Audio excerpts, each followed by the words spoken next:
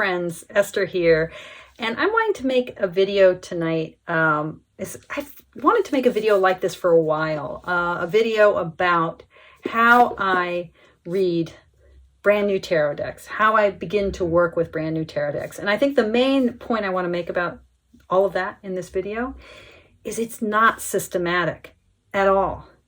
Now, I'm not a systematic person, which is partly why this is not systematic. I don't do anything. It's not like I'm just impulsive or random exactly. It's more like, I just get excited and inspired and I just want to dive in. So it's not exactly impulsive. It's like the idea appears and then I'm with the idea and I'm hanging out with the idea and I'm bonding with the idea and I'm going from there. That's like kind of been my whole life, right? Like not, I was at the University of Oregon for 22 years. So it's not like I suddenly switched my job from being a university person to being a chaplain and, reading professionally tarot and, meeting with clients for coaching. It's not like I suddenly, like overnight, changed my life. But in a lot of ways, my whole career has been like changing things, doing things, inspired by things, and going after things. And my relationship to new decks is the same way. I am not the sort of person who finds out everything she can know about a deck and then, carefully plans buying it and working it through. I'm not a person who has an extensive wish list and then, checks the wish list and then finally buys from the wish list. I do have a little wish list because I'm trying not to buy everything all the time. But mostly,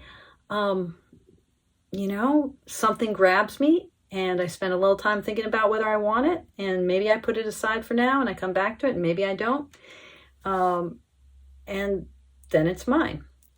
And similarly with guidebooks, I'm not the sort of person who just sits and reads the guidebook, ever. Unless it's the kind of guidebook that's like, a Robert M. Place guidebook, which isn't really a guidebook. It's like a book that happens to tie into his tarot deck, or Rachel Pollack, like her book for the Shining Tribe. If it's just a deck that is giving me the meanings and interpretations of the cards, I will refer to it if I need to.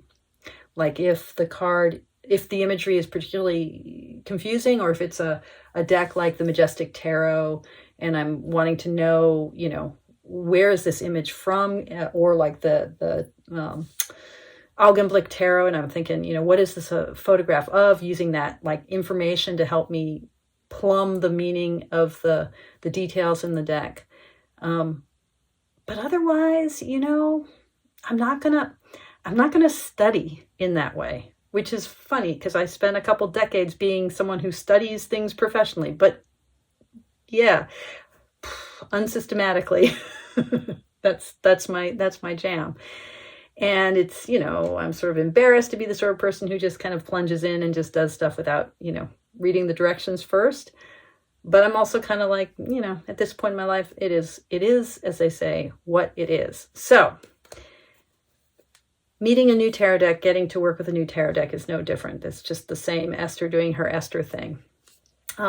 So yesterday, this deck arrived, which was a deck that actually I thought a little bit about buying this deck at first because, and I'm going to call this deck, I'm going to pretend that Latin is a language that is still living and spoken and sounds a lot like Italian. So I'm going to call this the Terra Volatile. Okay, the Terra Volatile. And I thought about this deck actually longer than I sometimes will about a deck that I'm attracted to, because I was immediately attracted to the images.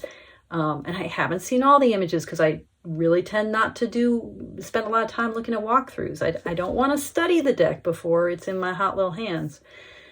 But what I knew about this deck was that it had 5 minor arcana suits, and that the 5th suit, the suit of vessels, corresponds to the quintessence in alchemical terms. And that gave me pause because I thought, well, the major arcana is the 5th suit. It is the quintessence of the deck. It is the ether, the space, the cosmic container that holds the whole of the tarot's mandala. So it just seemed weird to me to have a major arcana and then have a quintessence suit. But then when I saw a few of the images from the suit of vessels, they were just too beautiful. And, you know, in the end, the images that I did see just won out. And I put in a pre-order, and the deck came yesterday. And the Terra Volatile, let's just call it that.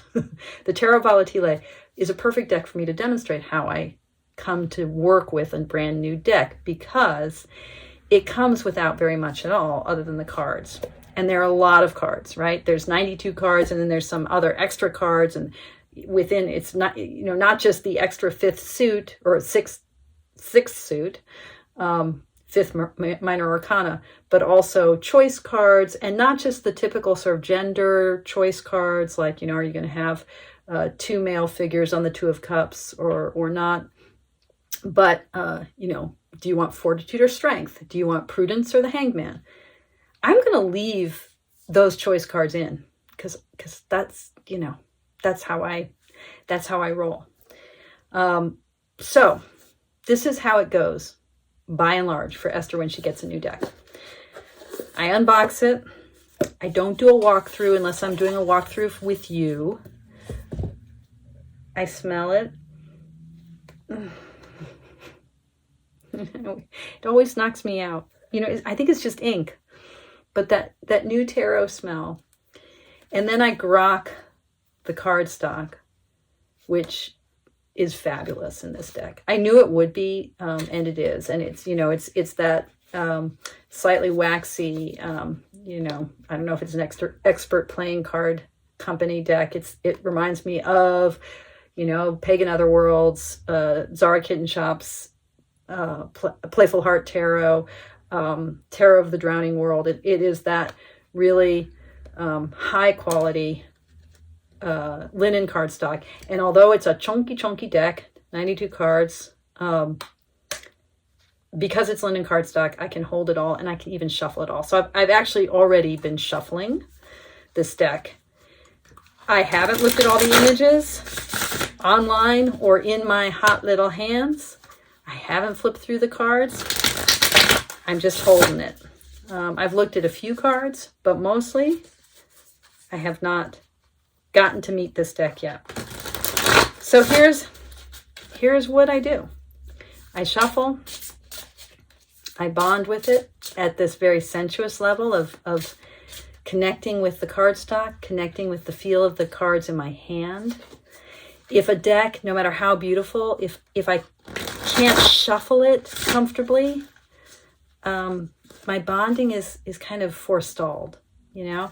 If a deck that I think is going to have wonderful linen cardstock, if I'm expecting it to have wonderful linen cardstock, and it comes in, it's kind of a lower quality cardstock, because not all linen is fabuloso, my bonding is forestalled. So these things are incredibly important for me early on, like that early, you know, is it love at first sniff or not, right?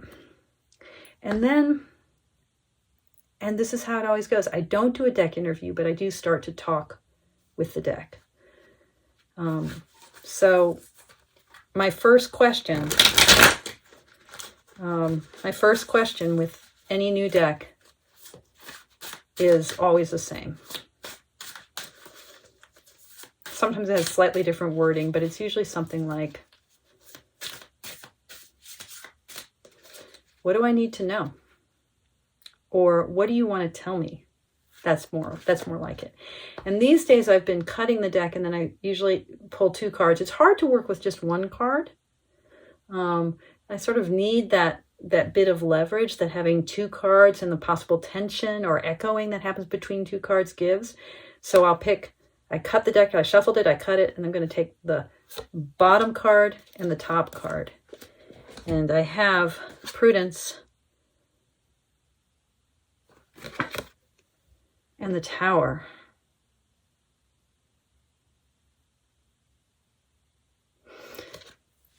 That is a powerful first draw from a brand new deck. Think we not? I was just thinking about the Tower today and thinking about, you know, July is my Tower month. July has historically been my Tower month. Like, bad shit happens in July, or cataclysmic shit happens in July.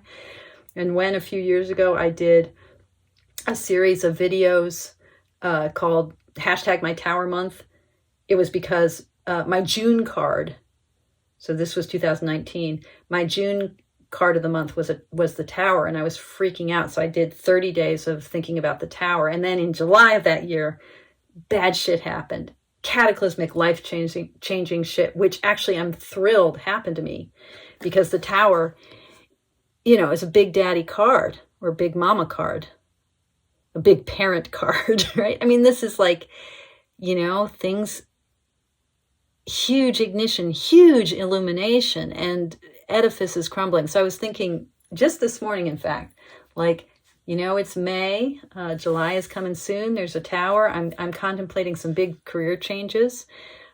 Just wondering how the tower is going to play out, and maybe do I want to do another tower month of videos about this card. And then Prudence, which is the alternate card for the Hanged Man in this deck. There's a history of, I think Itea is the first person who postulates this, if I'm remembering correctly, of thinking about, you've got your three cardinal virtues that appear in the major arcana as it comes transmitted through the Marseille tradition. So you've got fortitude in the strength card, you have temperance, and you have justice, and there's no explicit prudence card. So this argument that the Hanged Man is meant to be prudence. I read the Hermit as the prudence figure in the deck, but this is interesting. I mean, this prudence is able to see both what is and to see what lies in the past. So the mirror that prudence carries allows prudence to see behind her or him. I think, and I'm trying to remember, I think the snake is a common iconographic figure for prudence.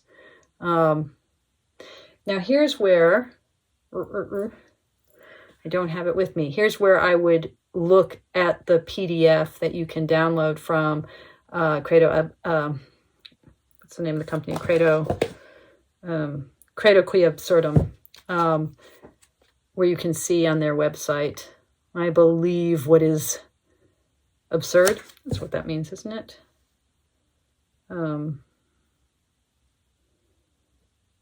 Anyway, I don't have the PDF handy. But so the tower. Okay, so what do you want to tell me? You want to tell me to prepare and understand cataclysm, right? You want to talk to me about how to make sense of that. Yeah. So now I begin this dialogue with this deck. Am I understanding right? Are you trying to tell me about cataclysm? Are you trying to give me the tools to think wisely about that? Is that what you're trying to do? And so now, asking those questions, I'm going to pick another card to be in dialogue. And we have the Nine of Vessels.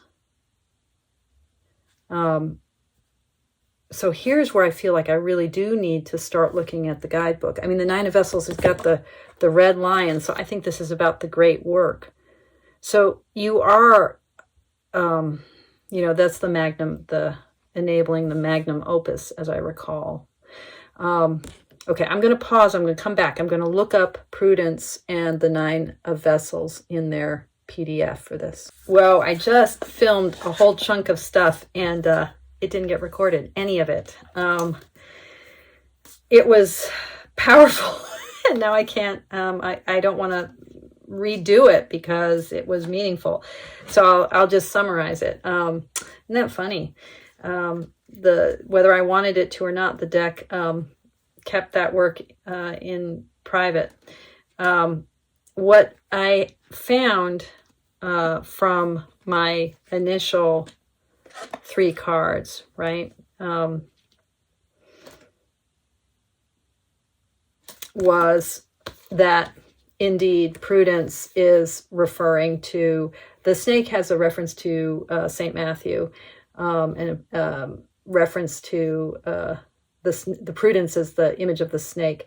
But it's that ability to see different perspectives, and to the mirror allowing us to see behind us, and as well as to see who we really are, but also being able to see into the future, looking ahead. And then the Credo Quia Absurdum folks talk about how, they've given us a male and a female, because it really is, how do we encompass different perspectives? And then, yes, I mean, there are 3 heads here. There's an eagle, and I think this is a wolf or a lion, and then the red lion symbolizing the final work in the alchemical process, the real transformation. And so, yes, this is about transformation, about pulling together opposing forces. And it really is that sense of, how do we reconcile? How do we create reconciliation in who we are? How do we accept who we are and transform? So, very much this deck is talking to me about guiding me with the wisdom, the prudence that it offers, guiding transformation. And so then I started to ask it about that work. Are you going to be helping me transform? And I pulled the card Rebirth, which is one of the 2 death card options in this deck. So yes, okay, rebirth, transformation. But this image was so heavy seeming. So then I found myself asking, and again, this is this dialogue with the deck. Okay, essentially I'm doing a deck interview, but without like these static positions. There's nothing systematic about this deck interview. I'm asking, I'm meeting, I'm questioning the deck and letting it respond to me. So I sort of was like, is this all going to be heavy transformative shit? Is this a deck that I'm just about tower moments? And the next card I got was the Page of Wands. I was saying, like, what is the mood of this deck? And I got the Page of Wands, which just immediately felt like the deck was telling me, that's you. Esther, this is you. Which seems so right on. Like, oh, yeah. She looks a little scared, a little intimidated. She's carrying this great, as the Page of Wands often is, like carrying this great big old wand. I don't really know what to do with this energy, with this fire. And that image felt so much like, yes, that is me. This deck gets me and is helping me move forward with this great fire. And so I'm like, okay, so then who are you? And I got the 10 of Cups, and I was like, so you're saying you're like family, or, you're more than one voice, more than one person. This is community. You're companioning me. I'm like, but who are you? And the card I pulled was Justice. And it was like, oh, okay. It felt like an end to the dialogue. Justice is the card, my hub card for my Wheel of Life spread this year. And this card, Justice, is just, it's breathtaking. So, what I'm getting out of this card is like, this deck is going to make me see all of the consequences, all of the stuff. Here it is. It's all here. And it's just the reckoning with what is. Big energy. So that felt super powerful. Like, that the deck gave me this image of me and this image of itself. So all this to demonstrate, this way in which I tend to work with my new decks, which is not systematically, but new deck smell, but bonding with them. I have said in the past many times that, that I don't like to work with a deck until I've gotten a bag for it, which is a little paradoxical, because in order to choose the image for a bag, I have to work with the deck long enough to go, oh, this is the image. Oh, it's the Queen of Cups in Lady Wilhelmina. It's that one. I have to work with it long enough to pick the image. So, or at least work with it a little bit. This deck, there are some decks, and this is one of them, which will probably always live in their box. And it's not because of the box particularly, but something about the deck. In this case, it's big and chunky and feels like it's a desk deck, like it wants to be on my desk. I may find that I want to travel with it, but I don't see myself traveling with this deck so much. So for now, the Terra Volatile is going to live in its box on my deck, and it's going to help me work with transformation. And towers. Towers coming soon to you, to a neighborhood near you, to a soul near you. The tower. Brought to you by cataclysm.com. Okay. That's all I got tonight, folks. I hope, yes, I am recording. Good. Phew. Thank you so much for watching. And as always, thank you so much for your practice. Take good care and toodaloo.